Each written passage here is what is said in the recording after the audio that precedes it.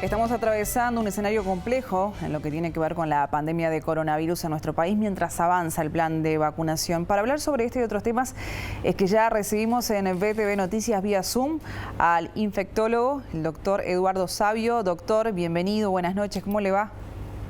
Buenas noches, gracias por la invitación. Por favor, muchas gracias.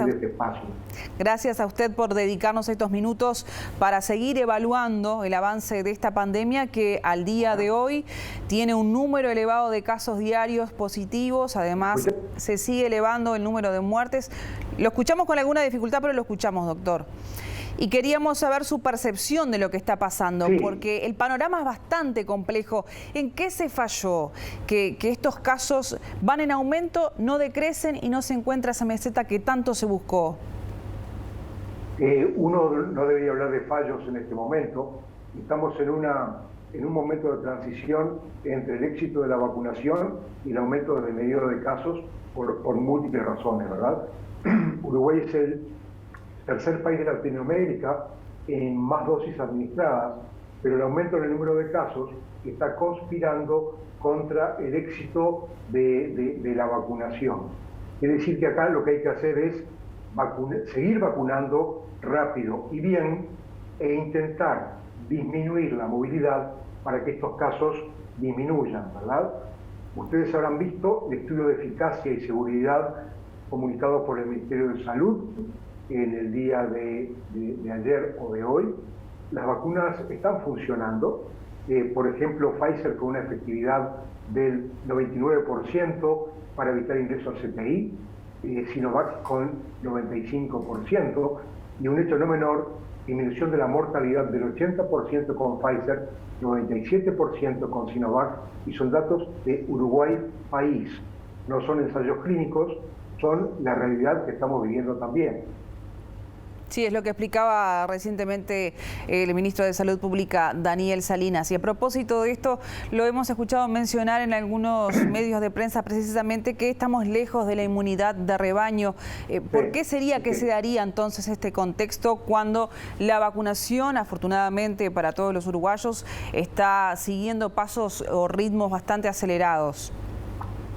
Lo que sucede es que la inmunidad de rebaño tan deseada, y que todos al inicio pensábamos que con 70% de población vacunada se iba a alcanzar, ya es algo muy lejano. ¿Y por qué? Porque mucha gente se está vacunando. Otras personas aún no lo pueden hacer porque se enfermaron antes de vacunarse, se enfermaron antes de la primera dosis, se cuarentenaron el día antes de la segunda.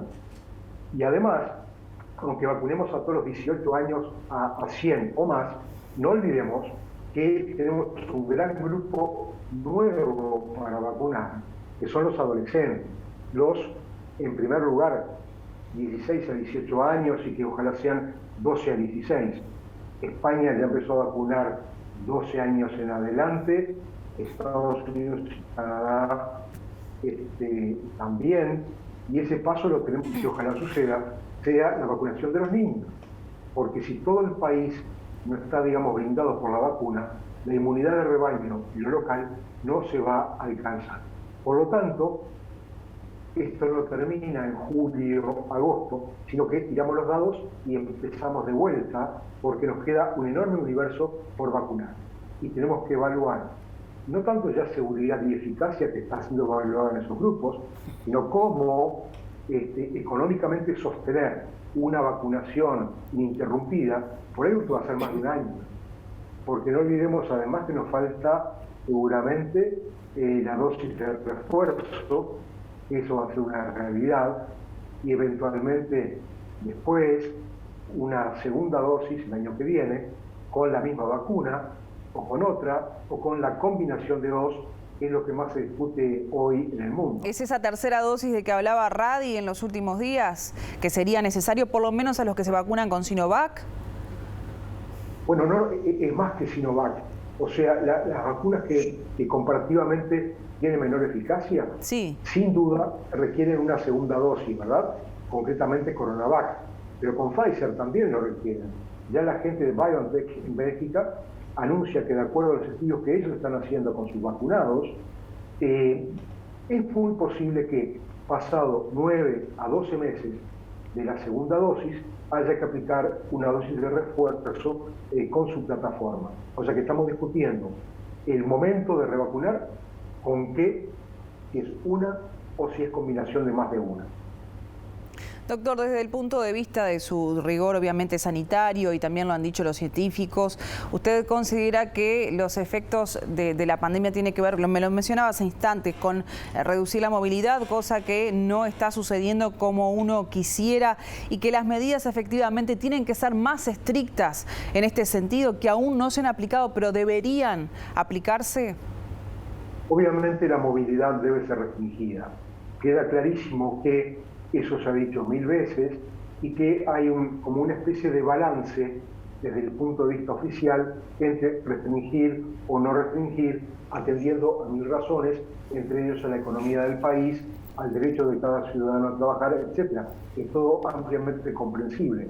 Por lo tanto, creo que cada persona tiene que ser autorresponsable y disminuir su movilidad al máximo en lo que se pueda. Todos podemos hacerlo porque todos sabemos lo que hay que hacer. El mensaje es claro, comunicación sobra. Está en que cada uno realmente se acote, se achique temporalmente, porque va a ser para beneficio de cada uno de nosotros y de la sociedad toda en completo.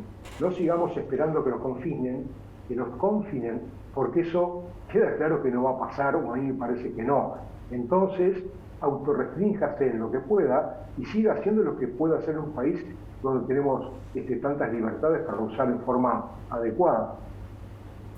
Le cambio de información porque uno de los titulares que ha estado en los medios de prensa en los últimos días tiene que ver con un caso en Uruguay de hongo negro, una enfermedad que no teníamos por lo menos en lo personal mucha información, más allá de lo leído a través de los medios. ¿Qué características tiene esta enfermedad y qué tan contagiosa puede ser, si es que es contagiosa? ¿Nos puede ampliar al respecto de este tema para conocer más sobre ella? Sí, muy interesante su pregunta.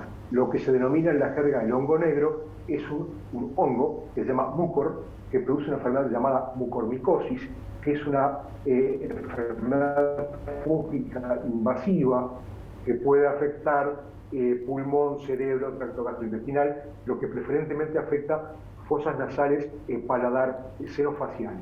Esto es producido por este hongo, que está ampliamente distribuido en la naturaleza, que siempre existió en nuestro país y en todo el mundo, que está en la superficie de las plantas, en el polvo ambiental, en cereales, verduras, frutas en estado de semidescomposición, en la tierra, en los excrementos, en el compostaje. Pero lo interesante es esto. Mucor, lo hemos vivido más de una vez en Uruguay, pero muy poco frecuentemente. Afecta solamente a inmunodeprimidos, ¿verdad? Bien. Y en el caso que tenemos en Uruguay fue de un diabético. En el caso de India, que es muy explosivo, India tiene la mayor proporción de diabéticos en todo el mundo.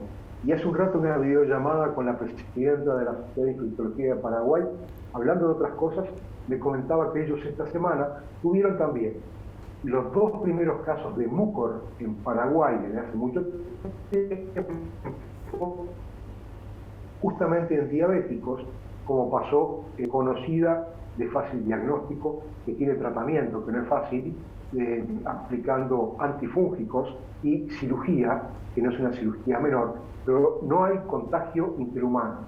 Una persona que infecta con mucor no se lo transmite a nadie. La afectación es solo para ella.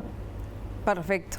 Doctor, le agradecemos mucho que nos haya evacuado tantas dudas que a uno se le generan diariamente en el marco de la pandemia y su participación nuevamente en BTV Noticias. Ha sido muy amable. Bueno, un gusto estar con ustedes y será hasta muy pronto. Que pase muy bien, doctor.